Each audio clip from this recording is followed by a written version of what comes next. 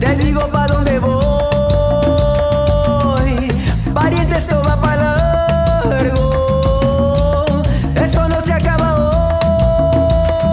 hoy. Cuéntame en palabras que aún conozco, mírame en los ojos, háblame al oído, de lugares concurridos, de tiempos, amores míos. Cuéntame en palabras que aún conozco, mírame en los ojos, háblame al oído, de lugares concurridos, de tiempos, amores míos. Dice que razones faltan, pero les digo que no. Razones nunca se acaban, el que me acabó soy yo.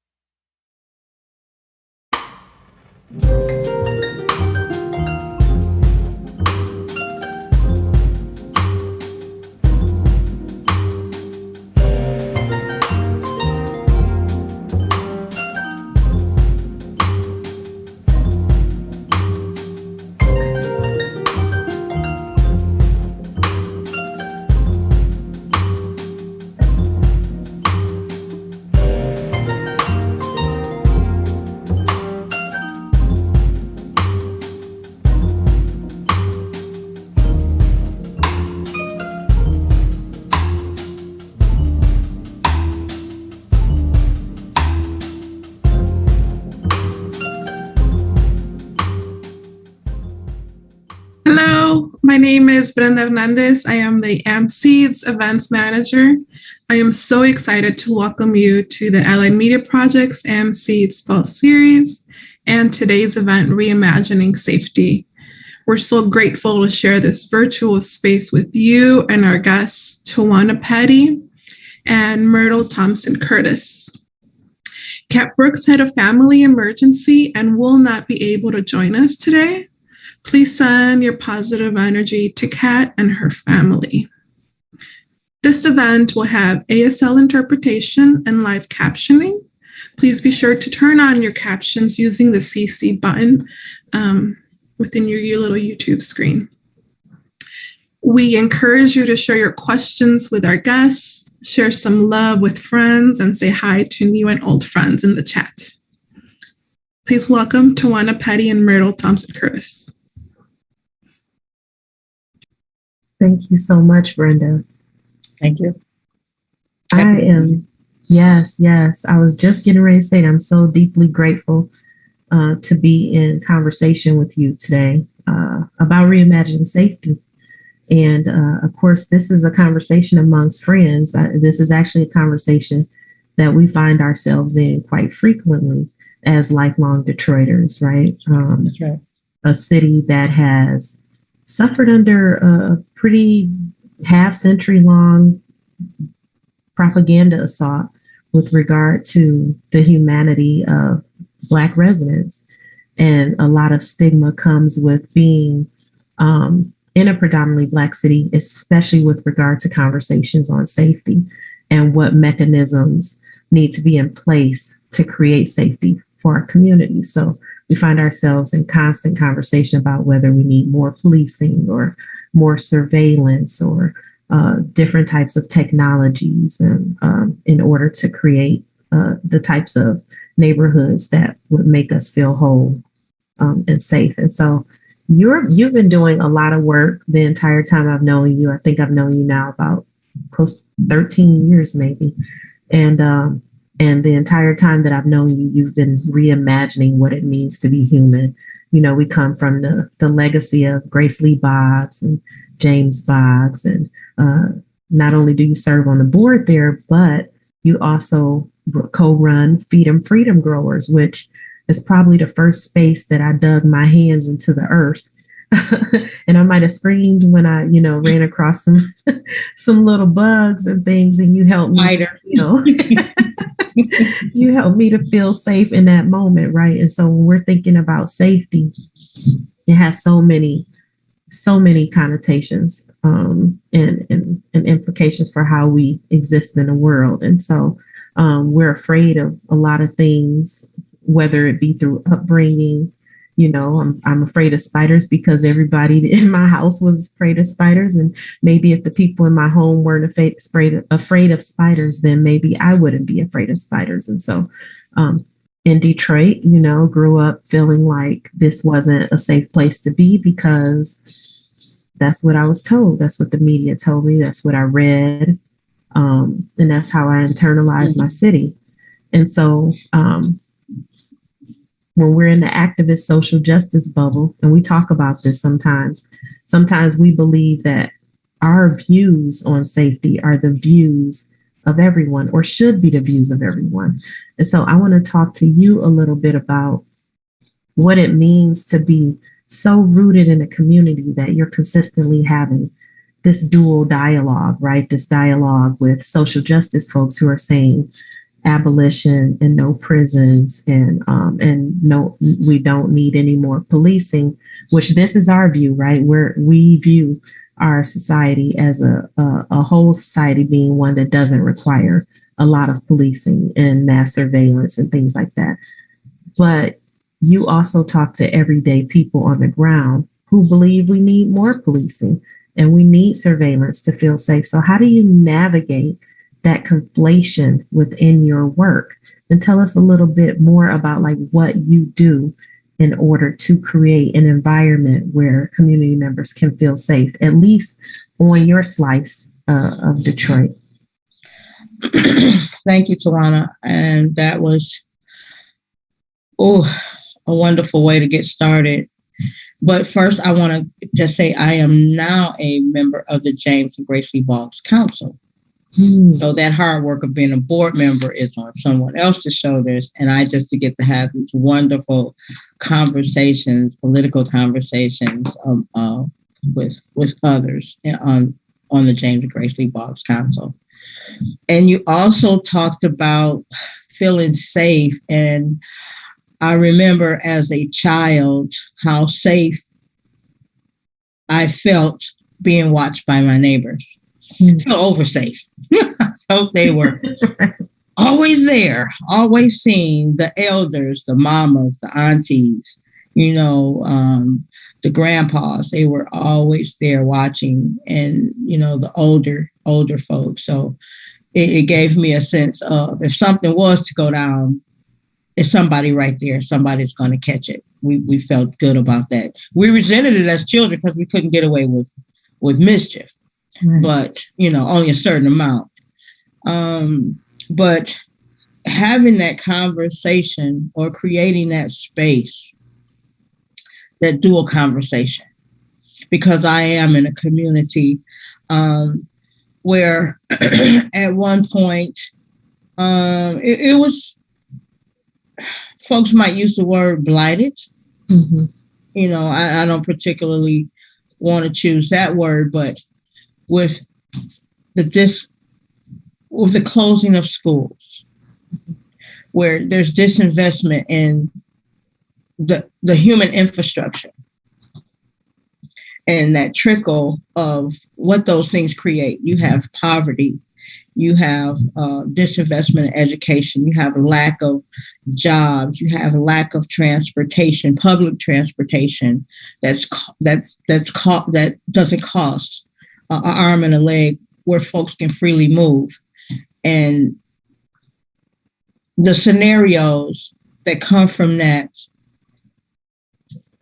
the intergenerational gaps, where young folks are convinced that, and they should feel that the world is opening up for them, but instead they find doors closed. Mm. But young people, older people are still in that mindset where you have to go out and do this, but this is not there. Those jobs, those opportunities, that education is not attainable. And so, along with just having those few barriers, mm-hmm. which creates a desperation and a lack of opportunity amongst people. And so folks will say crime is out of control. We need more police. Mm-hmm. Having been a person who has been on both sides of that, of feeling opportunities should be there, they aren't, I'm angry, I'm upset. What do I do? How do I channel that? But also understanding every interaction I've had with police left me with anxiety and apprehension. Mm-hmm. The outcome for me wasn't positive. And the outlook for most of those folks in those dire situations is not positive. So I'm able to create a space and have empathy on both sides, even though it's very difficult, and not to go in and prejudge and say, I'm all right, because I don't have all the answers. Mm. And so just opening up with others to be able to just ask the question, what does safety look like? What does it mean? How does it feel? And to just be non-judgmental. And sometimes that's very tough, because I don't believe bringing a militarized police force into our communities is the answer. I don't believe it'll make us more safe. Right. But I can't convince an elder whose home has been robbed by one of the young folks who has found a lack of opportunity. I can't convince her of that. We can only have the conversation. And so I'm of the mindset that creating communities where we have opportunities, where we don't create returning citizens, transforms that whole conversation.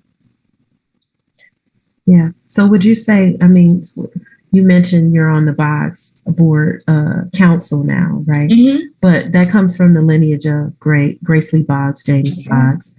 And Grace would always tell us sometimes the questions are more important than the answers. And would you say that this is one of those instances where the questions sometimes are more important than the answers? I'm thinking about the elder that you're talking about, right? Who is feeling vulnerable and feeling unsafe. And a young person who's clearly feeling unsafe as well, mm-hmm. not being wrapped around with services, not having access to the quality of life resources, right? So we know quality of life issues that are not addressed can lead to quality of life crime. So that dialogue that you're having with that young person who has committed this, injustice against an elder, and that elder who is feeling that this injustice has happened to them, sometimes they're not given an opportunity to ask deeper questions about, and this is one of the things that I've learned in the resistance against mass surveillance and militarized policing and those sorts of things within Detroit and other places, is that the dialogue is not happening enough, especially intergenerationally. And so what types of questions do you think that people should be asking when they're starting to think about ways to create a safer community? I think some of those questions are how has how has disinvestment in this city, in your neighborhood, in your community affected you? Always to go to the perspective of looking at what someone else is facing. I mean, as far as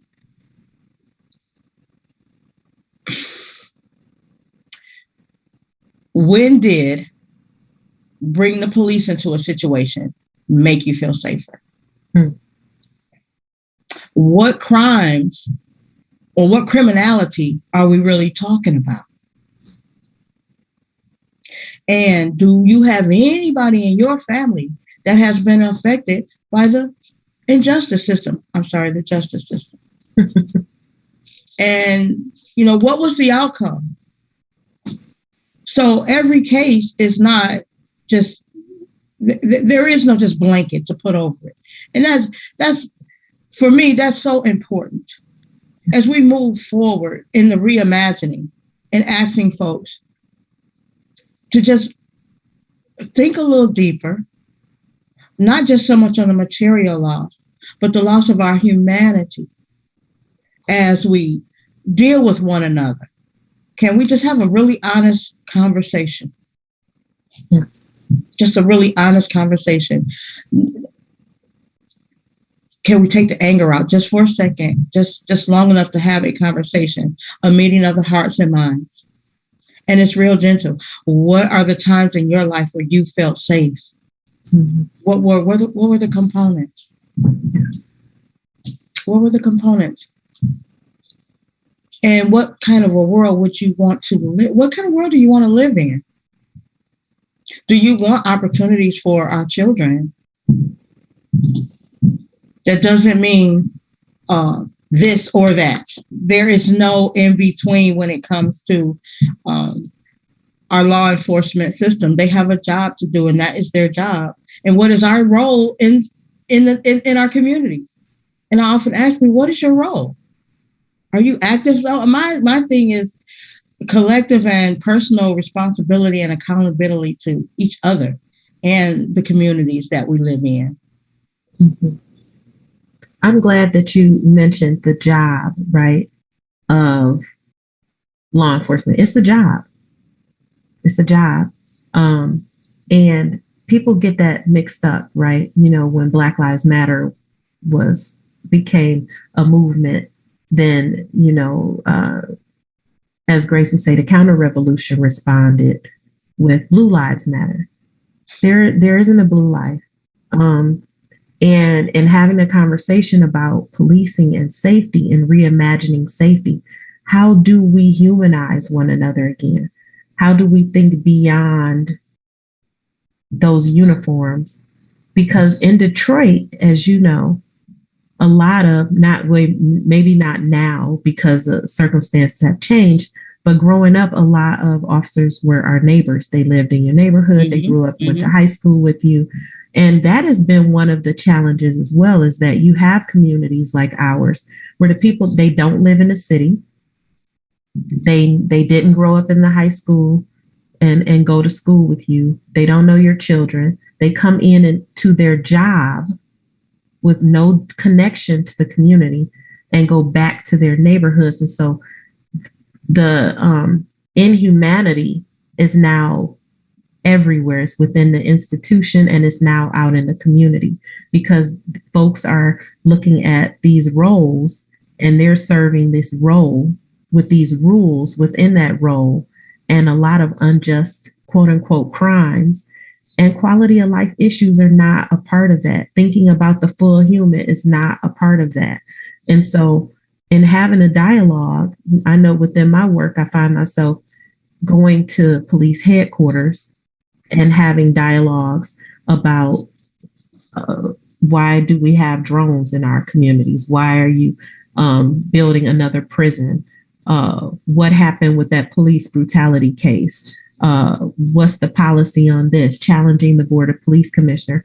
And often there are folks in those uniforms who would come up to me and tell me they didn't even know that this technology was in the community, or they didn't know what face recognition was, or they didn't know what a surveillance drone was. And then I get a human.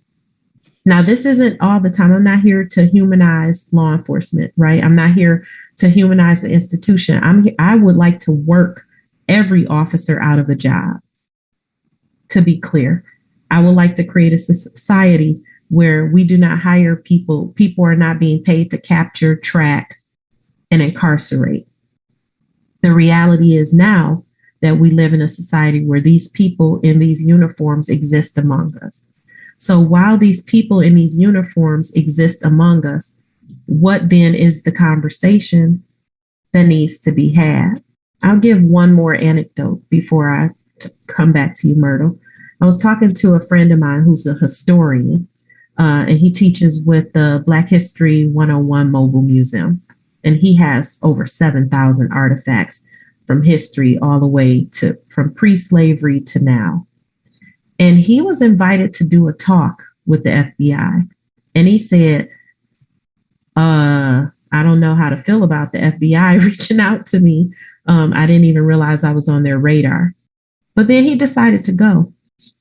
And one thing he learned while he was in that conversation with these federal agents was that they had no history on COINTELPRO, the counterintelligence program.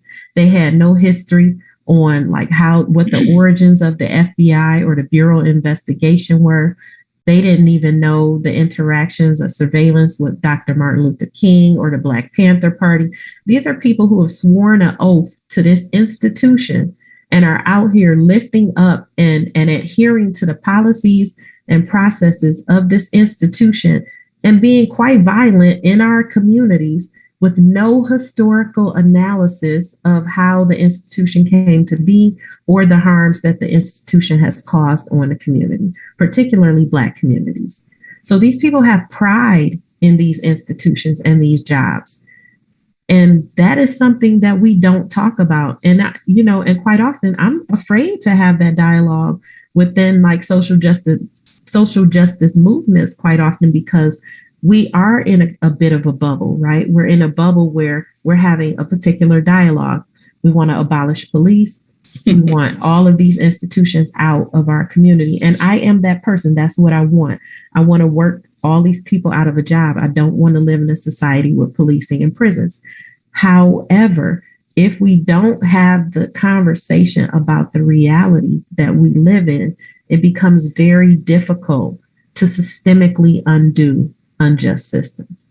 And so we had a conversation, you and I, a bit earlier about I'll let you tell it. You went to a homegoing ceremony this morning. Yes, a celebration of life, a homegoing ceremony for a young lady who is a relative, my husband's younger cousin, 32 years old. Mm-hmm. And she was gunned down, drive-by shooting style, mm-hmm. A week or so ago. Mm-hmm. Sorry. And sitting there, and I'm thinking about this work that I do, the abolition work, mm-hmm. having those beliefs that, it all needs to be gone. We need a whole different we need a transformation. Mm-hmm. But I'm looking at the pain of the children, the nieces, the nephews, the daughters, the family members, and how they must feel at this time. Mm-hmm. Where's the justice? Where's the recompense? How could this happen? The anger that was in the room by the best friend. Who gets held responsible? Why aren't they, whatever justice they see fit, locked up, whatever? How do we keep ourselves safe? How do you have that conversation? Or transform those views that we don't have enough police, mm-hmm. that we aren't watched enough. Mm-hmm. And so all those questions that you asked in the beginning, or those conversations that you have in those rooms with law enforcement, or, those are the very same questions because folks don't have enough information. Yeah. We're conditioned and we're given this is how it is, this is how it works. We don't understand the hyper surveillance and how it's a tool against us. We're pitted against one another. And that's what I feel the most with the lack of education about what safety, community safety, collective accountability. That's how I feel. That's what's going on. We're pitted against one another because in actuality, prison does not equal justice. Right.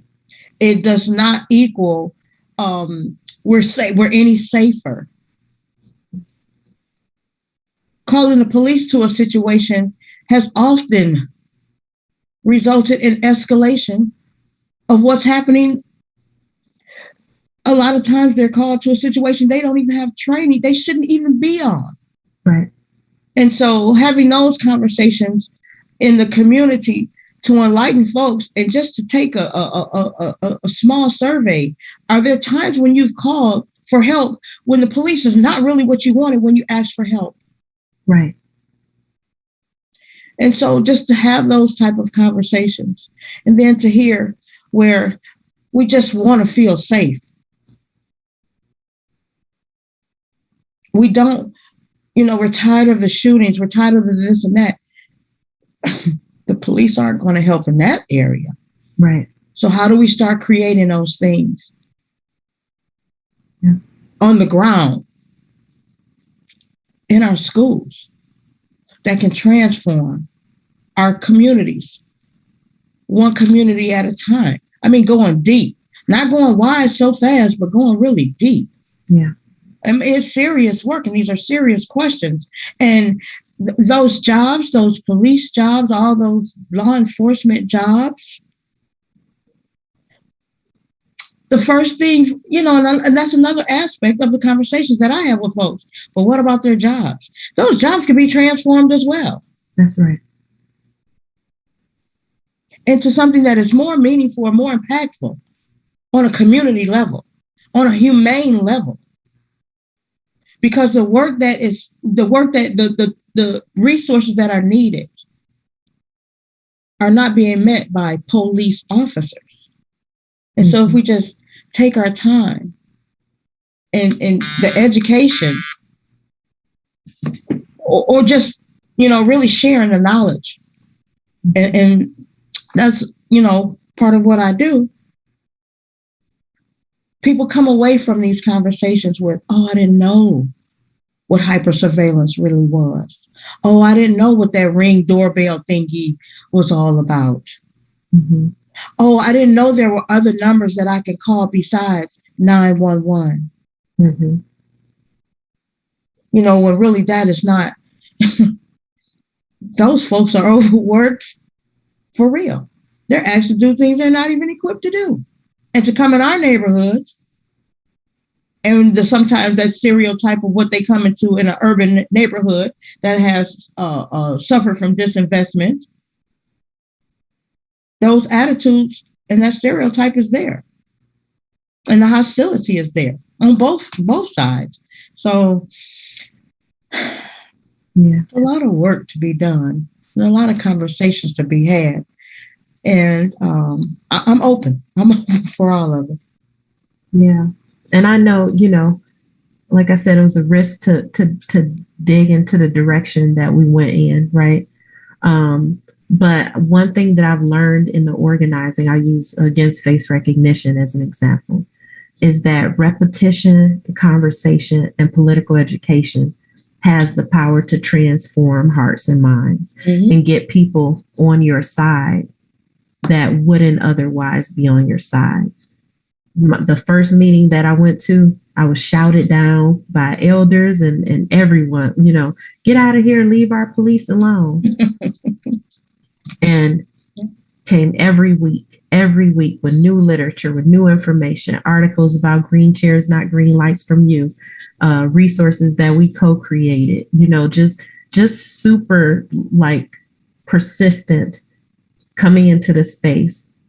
And I had people coming up to me afterwards going like, tell me again, what are you saying that these systems do? And so I went from like, are they going to get me in the parking lot, to these folks really are hungry for knowledge and information about what these harms are. And everybody wants to feel safe, but the conflation between surveillance and safety, militarized policing and safety, public safety being law enforcement and governmental institutions, is so embedded into our psyche and into the narrative that unless you are willing to stick and stay, it's going to be surface level. Grace used to always say the reason why she stayed in the struggle was because she stayed put for so long, and that helped her with trying to transform, society and the turning to one another that you and I always talk about. And so I want to talk a bit about the work you're doing on the ground. Like, I can remember a story you told me once about the young people coming to the garden and asking you if pizza was in there. Does pizza grow in the garden? And you had, and you breaking down like, kind of, it actually does. Let me tell you how. And so, well, yeah, I wanted to reminisce you being in one place so long, because I remember as a young girl going to elementary school, and there was a singing group, and they were police officers. the blue pigs. The blue pigs. And we were jamming and rocking out in the gym to that music they were playing. And so they were our friends. They were the good guys. They were a music group. They sounded like the Jackson 5 to us. But as we grow and the interactions become a little different, my ideas changed. Right. Ideas changed. But what I do in the community, and I'm in the Jefferson Chalmers area, I've been growing a garden, growing a community as part of Feedom Freedom growers now since 2009. And it's been more than I could have ever imagined. It always takes me back to my grandmother's little small garden in the backyard with the greens, tomatoes, the onions, and the spiders. I had to be forced to go out there, but I'm so grateful I have those memories. But what we do here is on a larger scale. There are fruit trees and young people, and now there's a culture hub. Yes, some young people. I'm trying to figure out how to get young people into the garden. How do you get young people into the garden? So every day that I'm out there and I see these teenage girls going past, and they come back past with some chips or a pop or something like that. And so one day, I asked them, do they want to come in the garden? Do you grow pizza in the garden? And I'm thinking about the components of pizza. And yes, I do. We got to put it together. I can get some dough. And so, just always being creative and thinking outside of what this is, because it was just a vacant space. There was nothing but tall grass. And my partner, Wayne Curtis, said, let's get some seeds and let's do this. Let's create a space. Let's create a safe space. Let's create a space that our neighbors will appreciate to transform what was happening in this community. And this community did have a lot of rambunctious, and I'm going to use the word rambunctious, folk. Mm-hmm. I mean, oh yeah. I can say there was a shootout here. Mm-hmm. I can say there was a drug house right over there. But those things began to transform. We had to be strong enough to have that conversation. Young man, you can't have a drug house here. We have kids in the garden all the time. You got to do something different. Baby, I don't want to call the police on you. I don't. That's the last thing I want. And that's what I said. I said, but if one more person knock on my door asking for them things, I said, and I had tears in my eyes. I said, because I look at you as You could be my son. Yeah. Your life has a greater purpose, please. Mm-hmm. I can't tell you what to do, but I'm asking you, please move. Don't do that here. We don't want that over here. I didn't know what was going to be the outcome, but they left. Mm-hmm. And he said, thank you, Miss Myrtle. Mm-hmm. Thank you.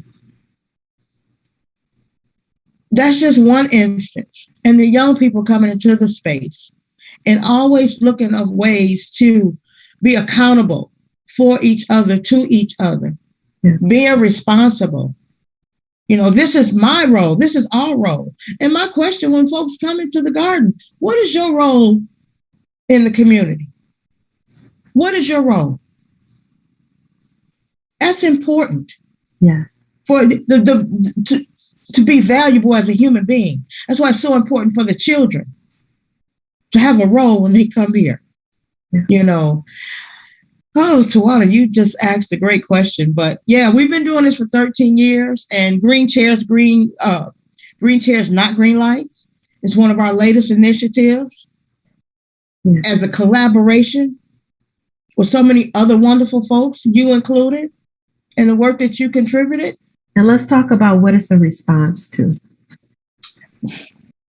There has not been one person I talked to about green chairs, not green lights, who hasn't said, I want to hear more. That sounds wonderful. We need more of that. Yes. What is it? What? Can you come into a workshop here? I said, I'm one person.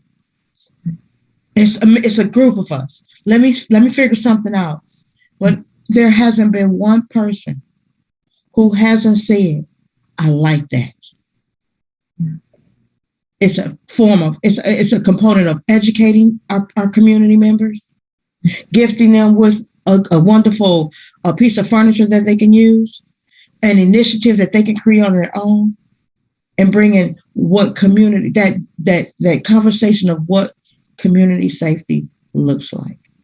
And every area is different, so it might look different, but it has an overwhelming response. Well, let's talk a little bit about Project Greenlight. So just to back up a little bit. So Project Greenlight is a mass surveillance program in Detroit. And when it started in 2016, it was 8 or 9 gas stations were going to be surveilled by police with these flashing green lights that were going to stay on the gas stations that open late, 24 hours a day, 7 days a week. And they were going to be monitored at real-time crime centers and police precincts for what was considered crime. And so in response to the fact that Project Greenlight rapidly expanded, it went from the 8 or 9 gas stations to 256 cameras to over 700. And now we have over 2,000 green light cameras at over 700 businesses. The response from community members like yourself was to implement an alternative vision. And so I just wanted to give that backstory to folks who are listening that may not be familiar with like why we would be talking about green chairs, not green lights, right? A direct community response to what safety actually is, and safety not being mass surveillance, safety being talk about how you've been implementing green chairs, not green lights, to create the community conversations. So how, and it's not just an I, it's a we, but we started with just pulling together folks who were doing this work of getting the information, who are creating safety zones, like the folks from Detroit Safety Team, and creating pod maps. And what a pod map is you have a nucleus and you go out from that into what does safety look like? If you're in a crisis situation, what are the things that you need to feel safe right away? Mm-hmm. And so you give folks an opportunity with a pencil and paper to create their own pod map. And Curtis Renee is the person who has done that with Green Chairs, Not Green Lights. And it's wonderful to see people sit down and take the time to think, what do I need to feel safe? Who is in that circle? Then who is in that outer circle? And then what is it, the community resources that can be pulled in? And so as folks began to create these pod maps, they start thinking of what safety looks like. It doesn't always mean red and blue lights flashing. It means sometimes being put in a really calm situation, first and foremost, or call my mom, or call such and such. And those first things, what do you do in the first 15 minutes of a crisis? Yeah. That's where we are with those pod maps.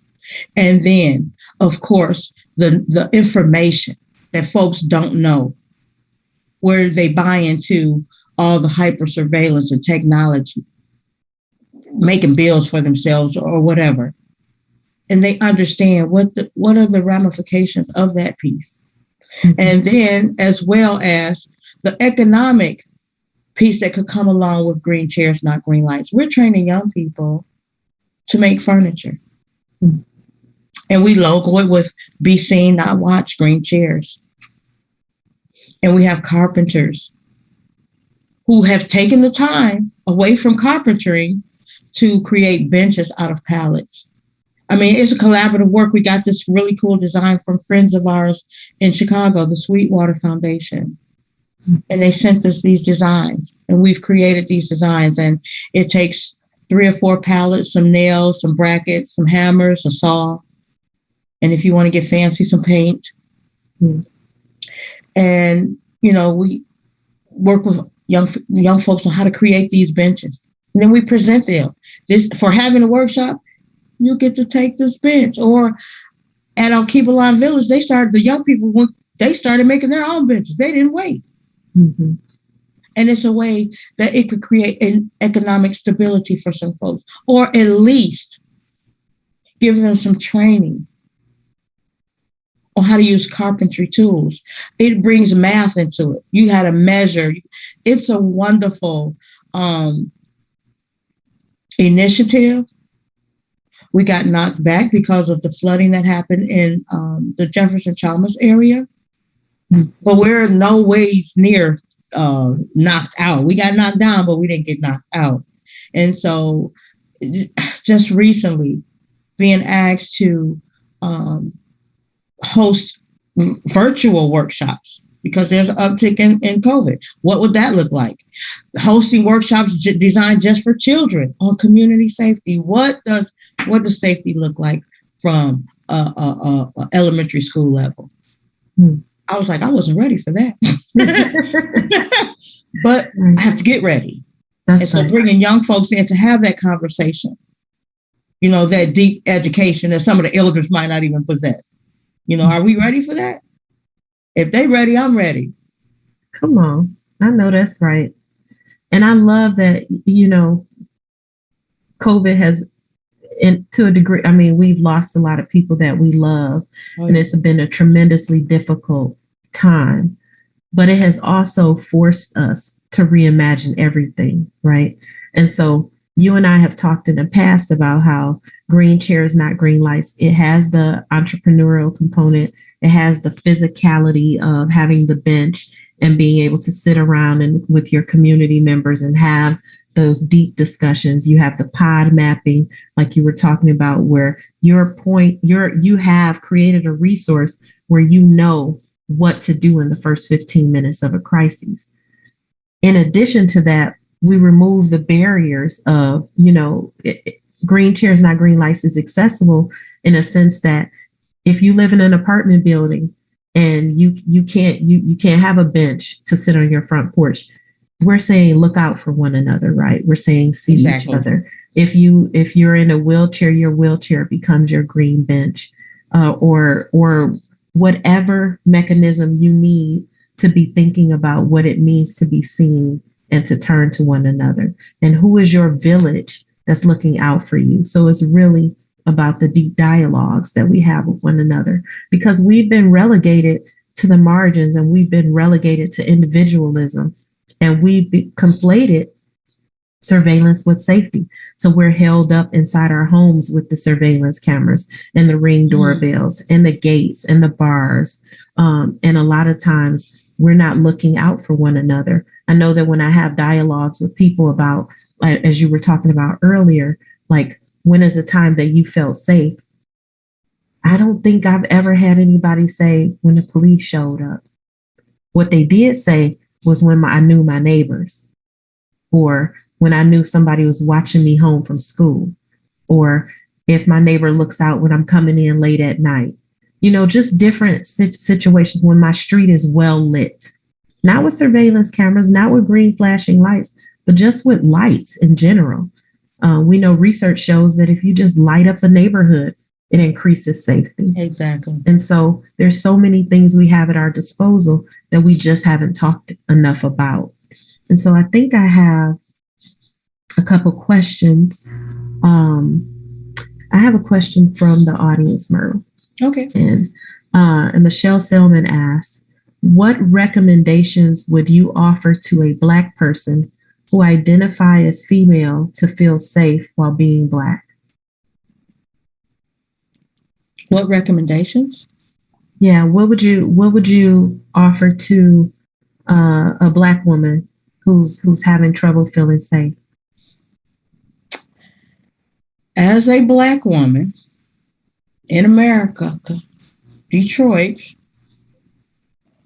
I can identify with that feeling. Mm-hmm. And the way I travel through the world,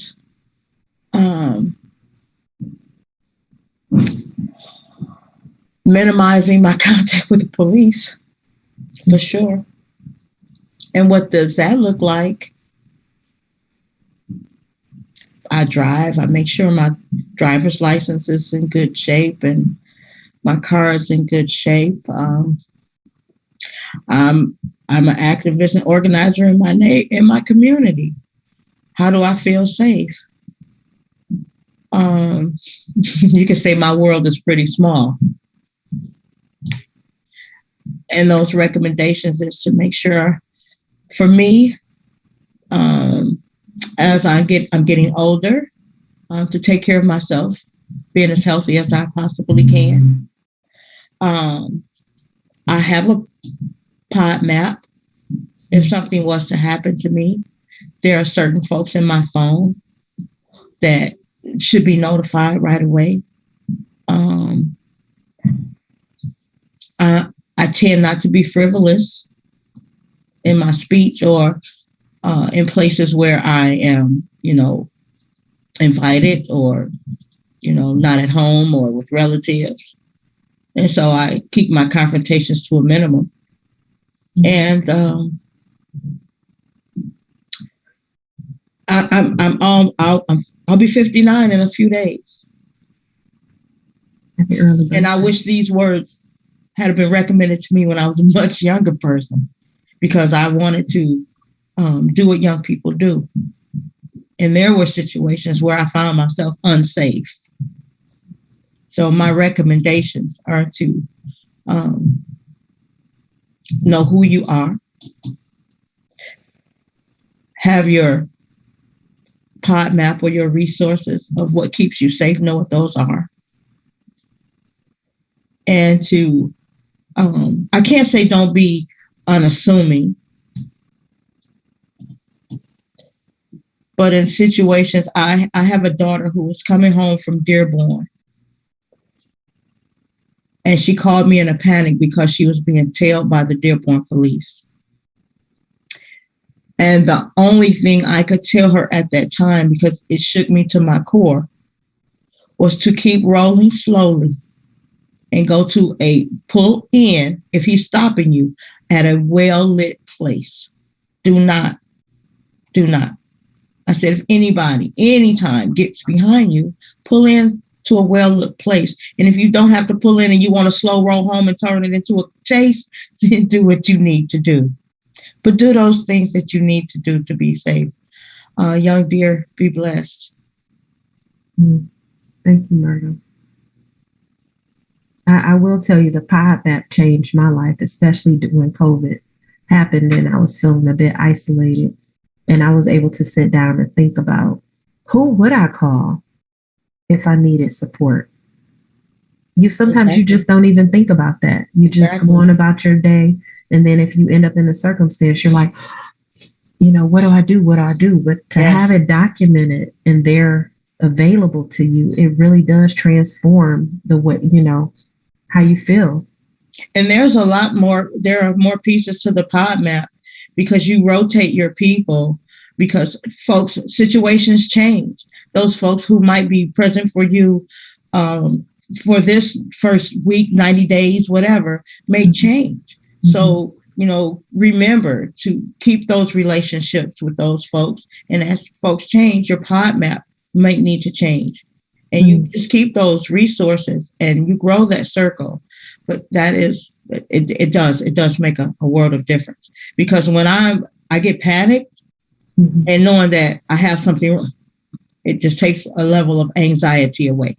And it helps the people in my life because they know this is what needs to happen. We've had those conversations. So communicating with the folks who are closest to you first, what needs to happen is a degree of safety. And I'm glad you mentioned that because you also, in creating the pod map, you're letting folks know, hey, you're somebody that I'm going to count on if I need support, or you're asking consent. You're asking, is it okay? That's right. If I leverage you in an emergency circumstance. And so, and I imagine, I like the fact that you said rotate because you don't want to overextend either. You want to liberally, tap into your network.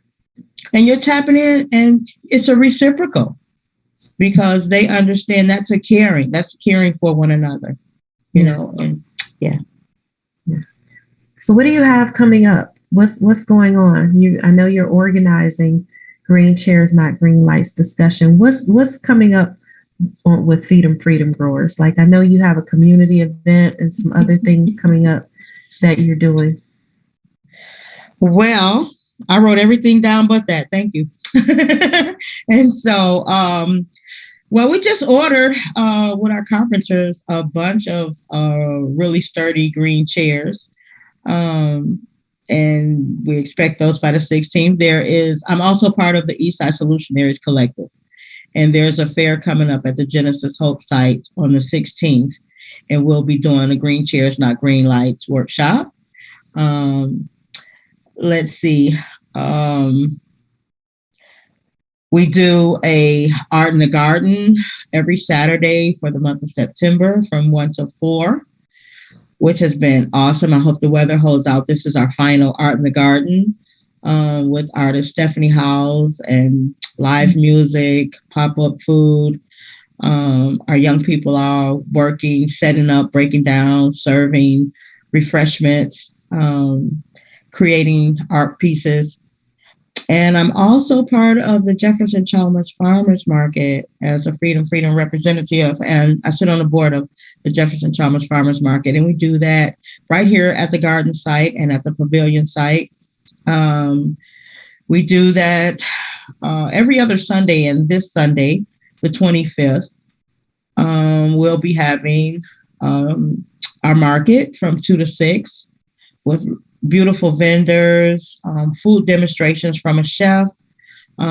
Actually, Curtis Renee from the safety team is also a wonderful cook.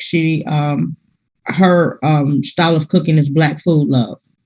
Nice. And she will be demonstrating food this Sunday at 3:30 right here in the garden. We have a roundup of, we're doing a fishbowl with our young people from our youth enrichment camp this summer. And our principal, we studied the principle of Ubuntu. And I am because you are. I am because you are. Mm-hmm. And our young people, along with their music teacher, created a song. Wow. And they're going to perform it on the 16th at the fair. Oh, And it's awesome. They've done a wonderful job. So we had these 10 young people round up their youth camp, and we had to round up early because of COVID. Yeah. But we got 3 strong weeks in, and we're going to come back together on the 16th to perform the song and have a fishbowl conversation. And so hopefully folks who witnessed the fishbowl, we will get some young people who might want to join, and maybe we'll get some mentors who might want to become mentors for our young people. So there's a lot always happening. When we do volunteer day here at the garden site on Manistee, every Saturday between 10 and 12. And I'm going to tell you, I've had some wonderful human beings come out all summer long, every Saturday from 10 to 12 and volunteer in our space. It's been a lot of feminine energy, which makes for a real quiet gardening day, because that masculine energy, they like the power tools. And it just makes for a different gardening experience. But I appreciate all of it. And I'm really, really grateful for each and every one of those folks who have showed up. And a lot of those folks who showed up participated with creating the benches for green chairs, not green lights. So wonderful. It's been a wonderful past 2 years, because of COVID, we had a lot of people who needed to be out amongst people, and we could social distance safely in the garden. So it just created this really great base of people, and our work slowed down, but it didn't stop. And I just want to lift something up, Myrtle. I've been to numerous events in the heart of the East Side, and what is considered, what some people would say, in the hood, right? In the neighborhood. You've never had police presence at any event that I've ever attended. And there's been hundreds of people being in community, sharing resources, sharing food, collaborating, doing community discussions, having political debates. So many various events over the 13 years that I've known you, and never once have I seen security or police officers. And I've seen beautiful Blackness just being beloved and communal and sharing. And at one of our largest events, we had the safety team. I was going to say that. I have seen the Detroit safety team. That's right. Implementing that alternative vision before it was even a really like a popular discussion, right? They've been doing it for many years. And so it's been pretty incredible. I have I'm not sure if I'm going to be able to get to both of these questions. I'm going to combine these 2 questions, right? So the gist that I'm getting is that white community members tend to feel safer in police presence. You know, I don't want to generalize, but we can pretty much say that if you go into, even though there's a contradiction, right? If you go into predominantly white communities, a lot of times you don't see a lot of police presence, but there's a kind of a connection that, you know, policing is going to create safety. If they call on police, they're going to come out of that situation safe for the most part. But in indigenous population, forgive me if I pronounce this wrong, Maori feel unsafe with policing. And so how can we create a social bridging between the different communities to create collective safety? And I want to layer onto that a little bit, because I had 2 questions. Another one of the questions is talking about, and how can non-people of color, non-Black, non-people of color, so in an instance, let's say white, how can white community members help to foster that collective safety when they may feel safe with policing, right?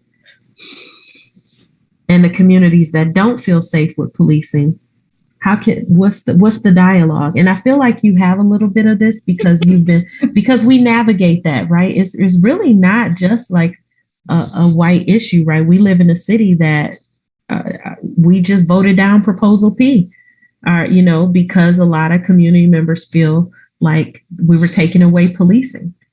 and they want more policing. So how can we have this dialogue? What needs to happen to create a collective safety? Well, I can put it this way. That's stretching my brain all over the place, trying to figure out how to have that bridging work.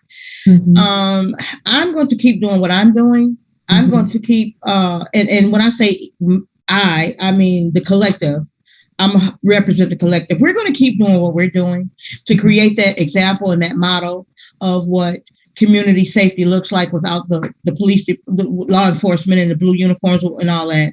We're going to continue to use the Detroit safety team. We're going to continue to create the alternatives. We're going to continue to have these conversations.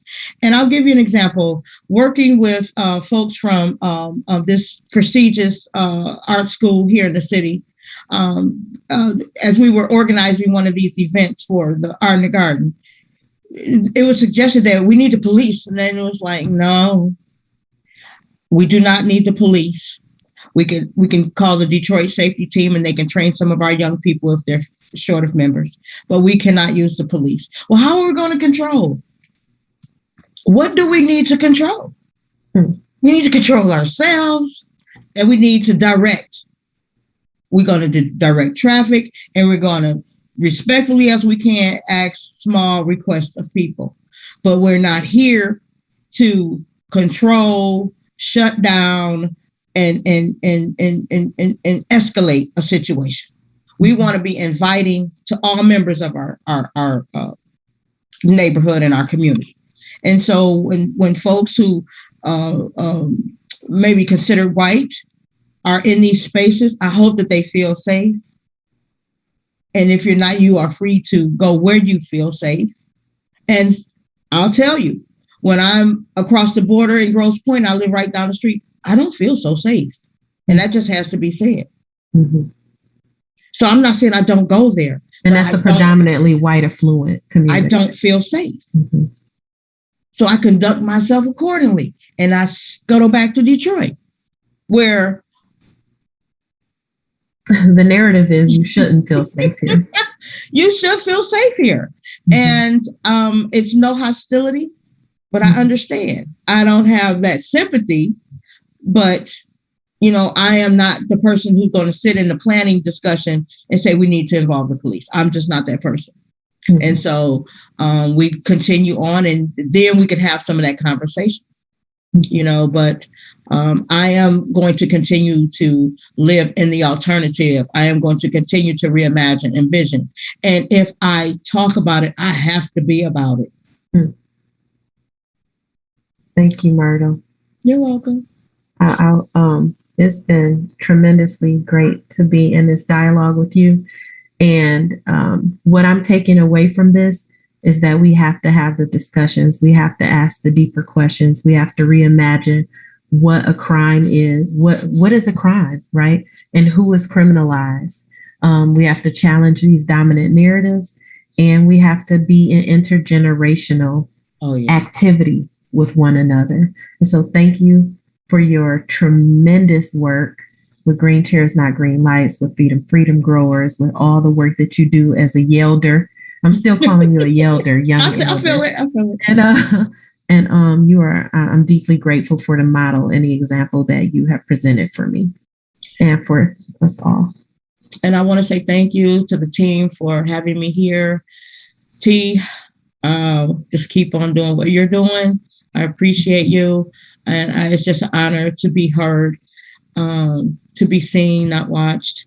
Yeah. And just circles like this just reinforce my values and love of humanity. Ashe. Ashe.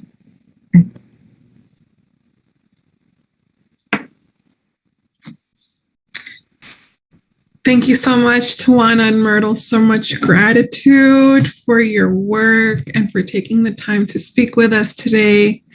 Really, thank you for seeing and not watching and showing us how to see and not watch. Thank you to our audience for sharing your energy in the chat.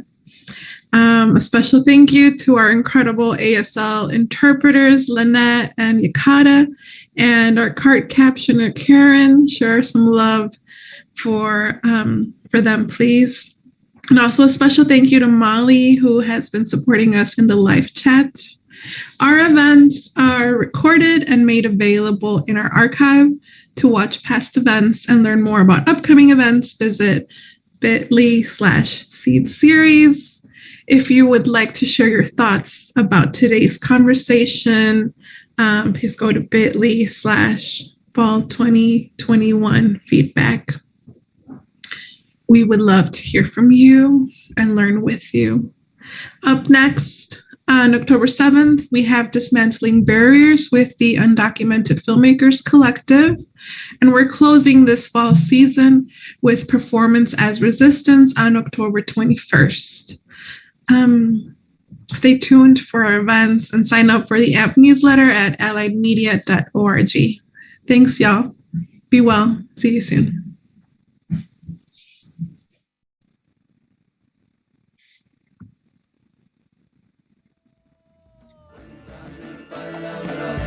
Que aún conozco, mírame en los ojos, háblame